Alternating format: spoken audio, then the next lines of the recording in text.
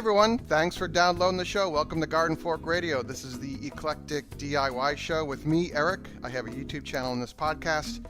And on the podcast, I talk with my friends about what we think are interesting things. And today I got an email from a very long-time friend, Donaldson, about compost. And I emailed her and said, do you want to be on the show?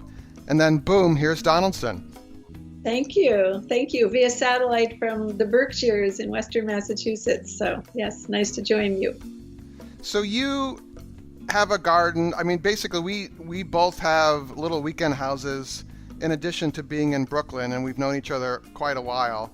And we both have gardens, and you had a garden question, and you emailed me about compost. Yes, so I have a vegetable garden and some flower gardens here, and I was just getting ready to pull out my pea plants because I think that they were done producing actual peas, and also some lettuce that was starting to get a little, less sweet than I wanted it to be. And so I had all this green stuff, and I didn't know what to do with it, and I thought you would be the guy who would know. And in the past, I've tried like some compost tumblers, putting the garden things in this big black round bin that I tumble every once in a while. And I've been doing that for about a year and a half, and I've yet to actually really harvest any compost. So I'm flummoxed, and I think you're the guy to help me. Well, this actually has some backstory because you and I used to be card-carrying members of the Park Slope Food Co-op, and my job was to be one of the managers of the composting operation in the community garden down the road, down the street, because the food co-op generated a huge amount of vegetable waste from the produce section of the store, and instead of dumping it in a dumpster and a carting company taking it away, they created a whole team of co-op members to haul it down to the garden, and then we would compost it in the garden. So I was a trial by fire for me to how to make it all work.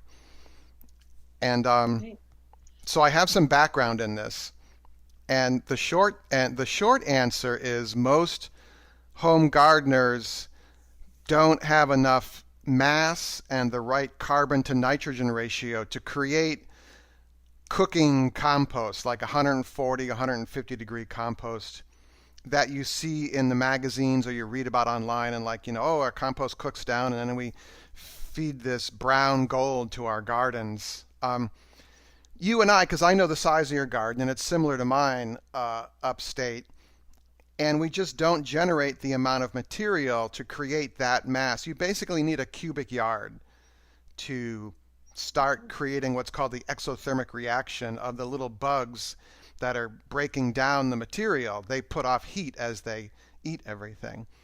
And if you don't have enough of a mass, you don't have enough bugs basically, and the heat they do create just kind of goes away. So when you take your pea plants down, there's not nearly enough of them to start it from the get-go. And then over the summer, unless you take all your grass clippings and your leaves and you're really, manic isn't the right word, intense about it, you're not going to get the amount of material to build a blazing hot compost pile and then take that amazing stuff and put it back in your vegetable garden. And then the tumbler gizmos are not bad. I actually think it's good. They get you to turn your compost more often, and they're usually black in color, and they have holes in them, and that's good because the sun, you get some solar, basically solar radiation heating up the black plastic tub, and then it has air holes in it, and you are turning it so you're physically aerating it, and you're also physically starting to break down the fibrous material in there. So it will help you make compost in a faster time than just making a giant cubic yard pile that you have to keep turning. So I don't think they're a bad thing, but again, you have to be really on top of it. So yeah. I have some suggestions. Right. Oh, great. Okay, thank you. One of them would be what's called post hole composting, where you either use a post hole digger or just a small like a transplant spade, and you dig like a 6-inch or 12-inch diameter hole in the ground, like 2 feet deep, and you just throw all your food scraps from the kitchen and your waste material from the garden in that hole, and then when it's almost full, you just throw some dirt on the top, and that hole Huh. is in your vegetable garden somewhere. And so Yeah. you've created a small mass of stuff. It's surrounded by soil that has the microbes that like to break down that stuff. And it slowly breaks down and enhances the nearby soil. So it's kind of like Oh, you're inoculating the soil, you're lightening the soil. And also because you can put dirt on the top, you can keep are less likely to dig it up rather than tearing through your compost tumbler.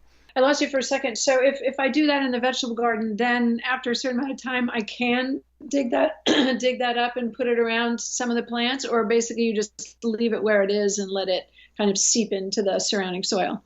Just leave it in the soil. It'll break down right there, and then you can plant on top of that the next year. Oh, okay. Huh. Okay. And then the other thing to do Cool. is my method, which is just very passive, in that I've built a giant compost bin, and I just keep adding Mhm. stuff to it, and I turn it, and maybe in 5 years I'll have enough compost to say, oh, I could put this back in the garden. So That's the long-term plan. Keep your eyes on the prize. Um, and what about you hear people talk about the green to brown ratio, which I guess is the, carbon to nitrogen ratio you were talking about. yeah. But I mean, should there be more brown than green, like more leaves and grass clippings than the other matter? Or how do you sort of assess that? Well, there's some fine tuning you can do, but it's about 50-50. Some people say 60-40. Um, Okay. Most people have the problem of they have too many browns or too many greens. Like browns would Yeah. be your leaves at the end of the year. You've raked them all up. Maybe you put them through your Troy-Bilt chipper shredder because they're a sponsor of the Garden Fork. Um, and you think, oh, I'm going to cook these down, but you need a ton of green material to balance out all that brown. Or people Right. take their grass clippings from the height of summer and they put them in their compost bin, like, oh, I'm going to compost this, and you need to add a ton of brown to that.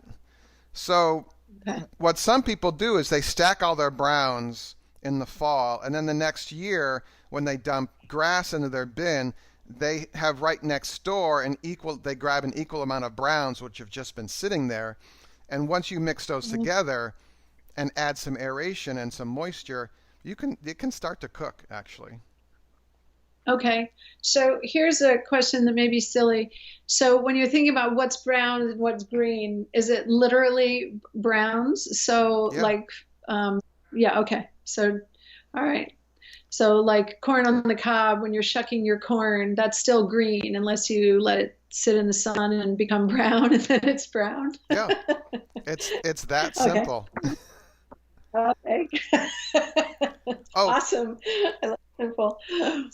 there is a fourth method to composting in relation to kitchen scraps, and that is, and the camera operator does not like this when I do this, but like I have the coffee grounds, and I forgot to empty out the coffee grounds from the little reusable filter from the day before, so I just walk out the side porch and I fling the coffee grounds into the flower bed. Now, do you have to be careful with it? Because I know I have lots of coffee grounds and tea leaves, but those can be pretty highly acidic, right? Do you have to worry about that, or not so much?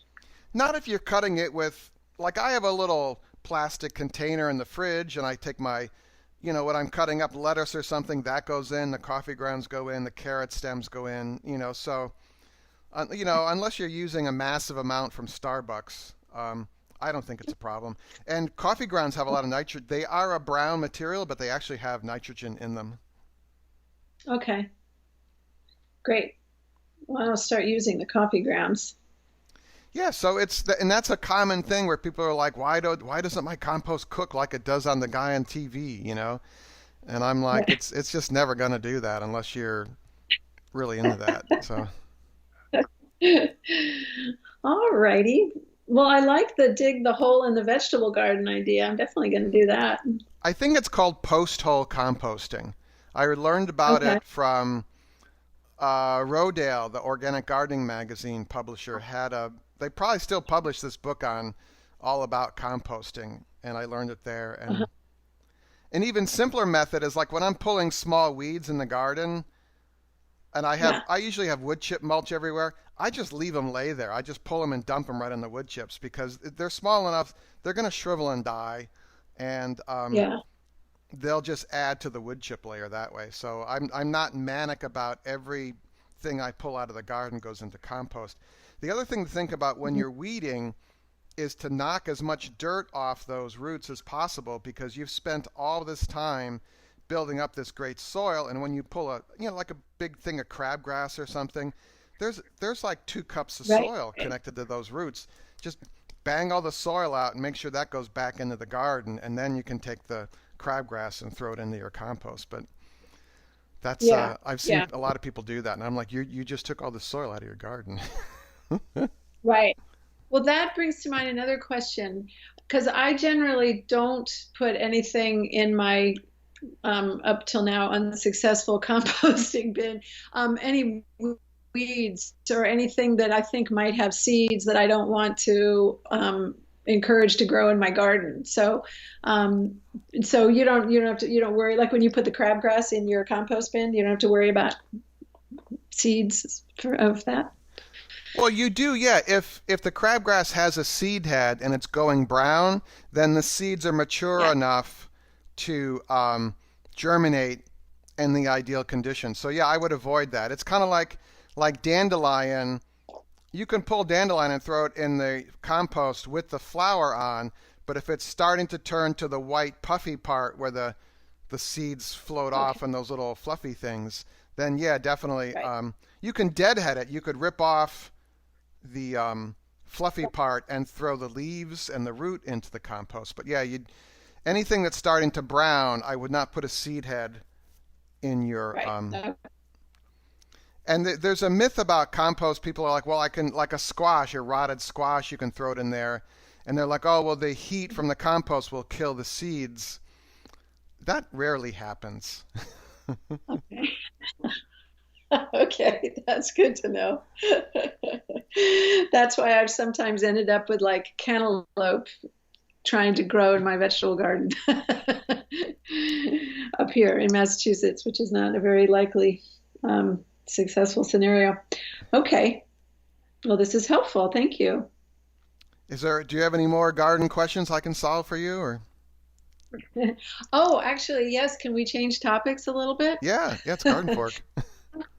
My tomatoes. I'm really disappointed. They're not growing as they're not as robust as they usually are this time of year. And I was very careful. My tomatoes got a late August fungus last year, Hmm. and so I didn't want to. So rather than trying to put them back in any of the soil, I was just kind of nervous about that. I actually got big pots for each of my tomato plants and just set them on top of the soil in my vegetable garden. And I was really optimistic about this, but they're not being very prolific so far. It's not. They should be. Yeah, there should be. I feel like there should be more fruit on them, and they should be growing a little more. I'm baffled. What kind of soil did you use? Well, I got some bags so from Freund's, which you know. Yep. I got some of their, some soil with like, some, I'm not going to remember the brand, but, some growing stuff. And then I put some compost that a friend, brought me, like some really good commercial compost. And I also put some tomato food in there, which I've never done before, to be honest. So I'm suspicious of that. And yeah, so it should be a good soil mix with a lot of a lot of compost and good fresh soil and well drained. I lined the pots with lots of pebbles and landscape cloth, so it should be draining well. Yeah, I don't know. Well, I'm having the same thing. I mean, it's really smart of you actually to isolate the tomatoes in big containers because a lot of soil, the funguses, and I'll just call them ailments that plague tomatoes, will overwinter in the soil, and then when it rains or the leaves drop, the bottom leaves drop and touch the soil, and then water gets involved, the microbes, the funguses can jump back on the plant. And so by isolating the tomatoes, that's really brilliant, I think. And my neighbor plants only in containers on her patio, and she is quite successful. She does exactly what you do. I think the tomato fertilizer is key here, and she's having problems as well. And she's what, maybe 20 miles south of you. So I don't know. Yeah, We had a real cold spring. It wasn't, and we've only gotten that's true. hot in our area in the past week or so. That's true. Are the bottom leaves That's true. yellowing? On one of them, they are. I can't remember one. It was one of those heritage tomatoes that are always a little harder to grow, I find. Yeah. Um, I think it was the brandywine. And then I brought a couple of plants home from seedlings home from a nursery. I don't start my tomatoes by seed. That's one thing I'm always buying seedlings. And I got it home and it had like little bumps on the stalk, and I was really suspicious of it. So that one I've just kept on my deck. And that one, the leaves are starting to yellow. But yeah, one, maybe two of them in their pots in my vegetable garden are beginning to yellow. And I keep trying to, pinch those leaves off and then go wash my hands. Uh, well, that's not crazy at all. I mean, it's kind of applying coronavirus to tomatoes. It's not a bad thing actually. But my that same neighbor, I don't know if you ever met them, but they the husband said to me, I said, I put these tomatoes in, but I'm expecting the blight because every year in the middle of summer we just call it the blight in my town. And I said, should I start spraying my tomatoes? He said, you don't have to spray them until the wind starts coming from the south. Huh. And I'm like, what do you Okay. mean? He goes, the wind changes from the south and blows the blight up the east coast. No kidding. And I Wow. is maybe a garden expert is listening to this and could call in. It's radio@gardenfork.tv is our email address. But that's what he said, and he's very successful with tomatoes every year. And he uses a copper-based fungicide. Um, Oh, and I thought, wow, nature always wins anyway. So I'm like, wow, I never really thought about that. But yeah, maybe the blight starts in Georgia in February and just makes its way up, you know? huh. Right. Because it's always so disheartening. Because, early in the summer or mid in the summer in July, you have all this fruit starting to ripen on the vine, and then come August, mid to late August, and the blight sets in. It's disheartening. Yeah. Gard, Gardening can be heartbreaking, Eric. It's better than beekeeping, I'll tell you that. Oh, I'm on my last like a half a jar of your honey, of your own honey. I'm a little sad. I'm sort of savoring it. Um, I might have to dip into the strategic reserve for you.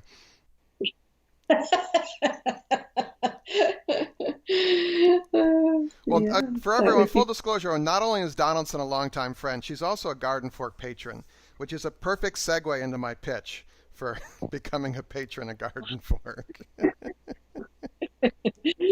Yes, for this worthy endeavor of yours. You can ask Eric pretty much anything from dogs to gardens to how to change the brakes on your truck. No, I don't know if I would ask you that, frankly. It's on your truck, it's pretty easy actually. Because my truck's 25 years old.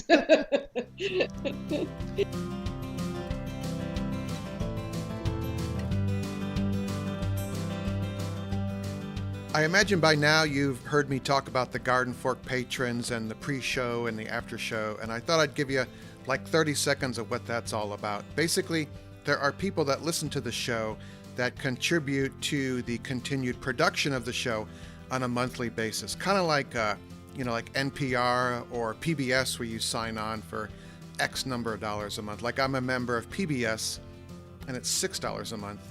And for that, I get access to the older episodes of like Nova and their science and history shows and that kind of thing. With Garden Fork, if you sign on for $5 a month or more, if you have more, that would be quite nice. But if you don't, do not do that. Okay. But for that, I send out just kind of the Mind of Eric kind of emails that also can show up on the app if you get the Patreon app. And also the pre-show and after show when I record a show with other people. Because invariably, Aaron and I, or Will or Rick and I, are talking about something else after the show because we forgot to talk about it in the show. And that's sometimes fun. It's really fun to listen to Rick tell me what I'm doing wrong with the show, but in a good way, because you need feedback like that. But you could also provide that feedback becoming a patron. So that information is in the show notes of today's episode. You can also go to patreon.com/gardenfork for more information about that. All right, so think about that, and we'll go back to the show. See ya.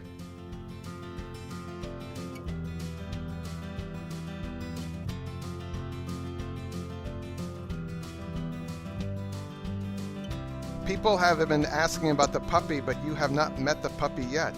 No, I have only seen photos. She's gorgeous. Maybe this weekend you can come down. Yeah, that'd be great. I'd love to, Andy. But it's just interesting because we haven't had a puppy in 12 years, and I kind of forgot what it's like to have this small, cute animal with piercing, sharp teeth gnawing your finger off, you know? Right, and you forget that they know nothing. You know, like you can't open the door, they're going to run right out. You know, they're going to pee on the carpet. I mean, they do all sorts of unruly things. You forget that they know nothing. But it's funny that, you know, I like Instagram. I kind of like that instantaneous, and I could just post a picture and I don't have to write a lot. You know, some people write paragraphs on Instagram. And you know, interaction is interesting about, you know, a picture of a plant, or I'm welding something, or I'm playing with words and stencils. But you put a picture of a puppy up there and it blows up the internet, you know?